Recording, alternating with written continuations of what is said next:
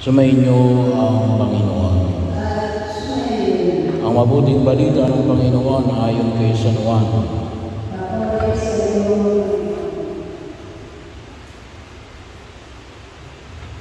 Kinabukasan, nakita ng mga taong nananatili sa ibayo ng lawa na naroon pa ang isang bangka. Alam nilang si Jesus ay hindi kasama ng mga lagad, sapagkat ang mga ito lamang ang sumakay sa bangka at umalis. Dumating naman ang ilang bangkang galing sa Tiberias at sumunod sa lugar na malapit sa kinaloonan nila.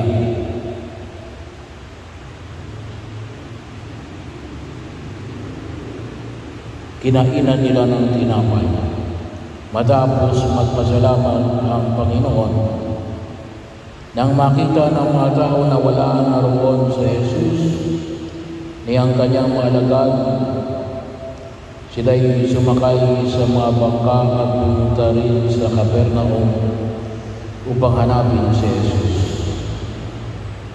Nakita nila sa ibayo ng lawa at kanilang tinanong, "Rabay, kailan po ba kayo rito?"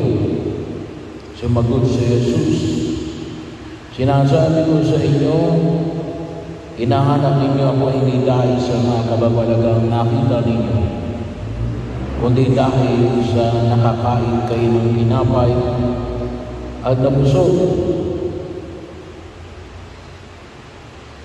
Gumawa kayo hindi upang magkaroon ng pagkain na sisira, kundi upang magkaroon ng pagkain hindi nasisira at nagbibigay ng buhay na walang hanggan.